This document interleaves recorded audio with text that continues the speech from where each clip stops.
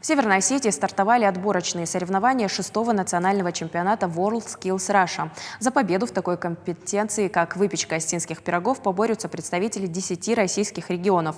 Это 16 человек, 6 из которых юниоры. Торжественное открытие конкурса прошло накануне, а сегодня на базе Ардонского аграрно-технологического техникума уже начнутся практические испытания.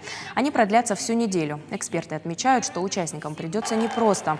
Оценивать их будут строго и сразу по нескольким параметрам, в том числе и скорость приготовления.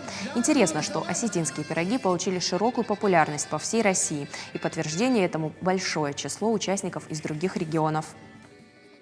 В нашем колледже уже 3 года участвуем в этой компетенции.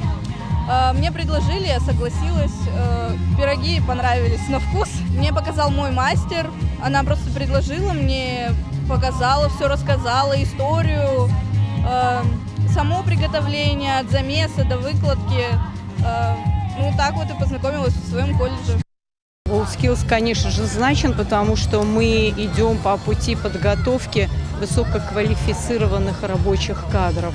И мы готовим в настоящее время специалистов, во всяком случае ведем эту работу и стремимся к этому для того, чтобы готовить, в том числе в наших учреждениях среднего образования, специалистов мирового уровня.